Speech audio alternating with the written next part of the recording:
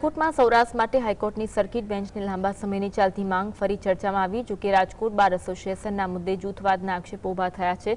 અગ્રણી વકીલ સુરેશભાઈ ફળદુએ મીડિયા સમક્ષ જણાવ્યું કે હાઈકોર્ટની બેન્ચ માટે એકતા જરૂરી છે, પરંતુ સિનિયર વકીલોને સાઇડલાઇન કરવામાં આવે છે। તેમણે ભારપૂર્વક કહ્યું કે મહારાષ્ટ્રના કોલ્હાપુરમાં સર્કિટ બેન્ચ મળી શકે તો સૌરાષ્ટ્રમાં કેમ નહીં। ફળદુએ ઉમેર્યું કે આ લડતમાં જૂથવાદ કે ચૂંટણીલક્ષી રાજકારણ ન થવું જોઈએ। રાજકોટ બાર એસોસિએશનના હિતમાં નિર્ણયો લેવા જરૂરી છે, પરંતુ એક જૂથ બીજાને નબળું પાડવાની રાજનીતિ કરે છે। તેના બદલે તમામ વકીલો એકજૂથ થઈ વાદ વિવાદથી ઉપર ઉઠીને આ લડાઈ લડવી જોઈએ। જૂથવાદનો આક્ષેપ કરવામાં આવ્યો છે। ખરેખર હાઈકોર્ટ માટે યોગ્ય રજૂઆત કરવા માટે તમામને સાથે રાખવા જોઈએ તેવી વકીલ દ્વારા અપીલ કરવામાં આવી છે। સૌરાષ્ટ્ર માટે હાઈકોર્ટની સર્કિટ બેન્ચને લાંબા સમયથી ચાલતી માંગ છે તે ફરી એક વખત ચર્ચામાં આવી। મહારાષ્ટ્રના કોલ્હાપુરમાં જો હાઈકોર્ટની સર્કિટ પડે તો સૌરાષ્ટ્રમાં કેમ નહીં।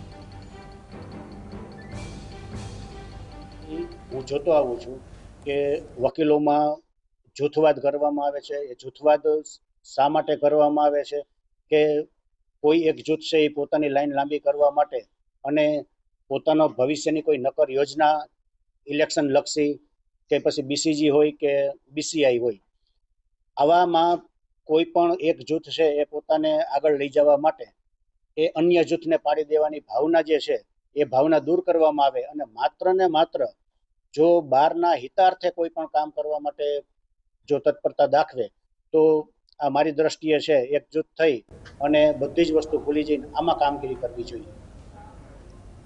આજ અંગે વધુ વાત કરીશું। સમાચાર લકી અમારી સાથે લાઈવ જોડાયા છે। લકી, હાઈકોર્ટની સર્કિટ બેન્ચને લાંબા સમયથી ચાલતી માંગ છે, ફરી એક વખત ચર્ચામાં આવી। જો કે જૂથવાદનો આક્ષેપ પણ ઉભો થયો છે, વિગત જણાવશો। આપને જણાવી દઉં કે ઘણા સમયથી રાજકોટ બાર એસોસિએશન દ્વારા આ માંગણી છે તે કરવામાં આવી છે। હાઈકોર્ટ બેન્ચ જે રાજકોટમાં આપવામાં આવે તે પણ માંગણી છે જ્યારે કરવામાં આવી છે। રાજકોટમાં જ્યારે નવી કોર્ટ જે બનવાની શરૂ થઈ ત્યારે પણ આ માંગણી છે તે કરવામાં આવી હતી અને હવે પણ જ્યારે તૈયાર થઈ ચૂકી છે, એક બે વર્ષ પણ થઈ ચૂક્યા છે, ત્યારે પણ આ ફરી વખત માંગણી છે તે ઉઠી છે। 27 જેટલા વકીલોની, સિનિયર વકીલો અને નિષ્ણાંતોની ટીમ છે તે બનાવવામાં આવી છે આને લડત માટે। કારણ કે જ્યારે જે હાઈકોર્ટની બેન્ચ છે તે રાજકોટને આપવામાં આવશે, જેને લઈને સૌરાષ્ટ્રવાસીઓને અને તેમજ કચ્છવાસીઓને તેમજ જે કહી શકાય કે આજુબાજુના વિસ્તારના જે લોકોને ફાયદો થશે અને વકીલોને પણ ફાયદો થશે।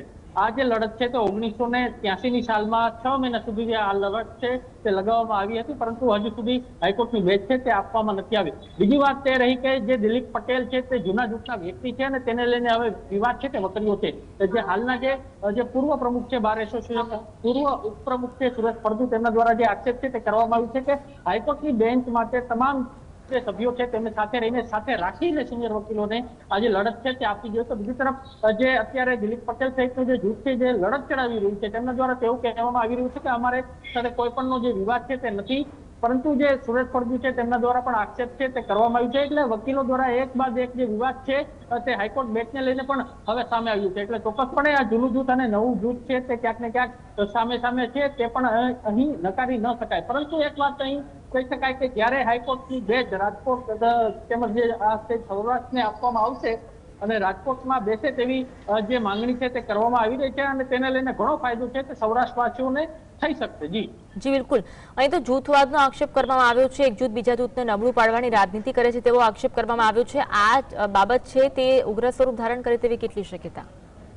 ચોક્કસપણે આની અંદર હવે ક્યાંક ને ક્યાંક રાજકારણ પણ આવી ગયું છે, કારણ કે ઘણા સમયથી જે દિલીપ પટેલ સહિતનું જે પેનલ છે તે જે છેલ્લા જે એક બે વખતથી હારી છે। એટલે ચોક્કસપણે જે સુરેશ ફળદુ છે જે પૂર્વ પ્રમુખ રહી ચૂક્યા છે તેમના દ્વારા કહેવામાં આવ્યું છે કે અમને કોઈને સમાવિષ્ટ નથી કરવામાં આવ્યા, એટલે ચોક્કસપણે સિનિયર જૂથને ક્યાંક ને ક્યાંક રાખવામાં આવે સાથે તેવી પણ માંગણી છે। તો બીજી તરફ કહી શકાય કે સુરેશ ફળદુ દ્વારા તેવું પણ જે કહેવામાં આવી રહ્યું છે કે પોતાની પેનલને જીતાડવા માટે તેઓ જે શબ્દ તેમના દ્વારા વાપરવામાં આવ્યો છે કે પોતાની પેનલને આગામી ઇલેક્શનમાં જીતાડવા માટે રાજકોટ બાર એસોસિએશનની ચૂંટણીમાં ક્યાંક ને ક્યાંક તે માટે આજે સમગ્ર જે તત્વો છે તે તૈયાર કરવામાં આવી રહ્યું છે તેવું કહેવામાં આવ્યું છે। તો બીજી તરફ દિલીપ પટેલે આ જે વસ્તુઓ છે તે નકારી કાઢી છે। તેમના દ્વારા તેવું કહેવામાં આવ્યું છે કે જો તેમને સાથે રહેવું તો એ આવી શકે છે, કારણ કે આ જે હાઈકોર્ટની બેચ જે રાજકોટને જે સૌરાષ્ટ્રને મળશે તો તેના માટે જે રાજકોટ બાર એસોસિએશનના 4000 જેટલા વકીલો છે તેમને ફાયદો થશે, તેમજ સૌરાષ્ટ્રની તમામ જનતાને જે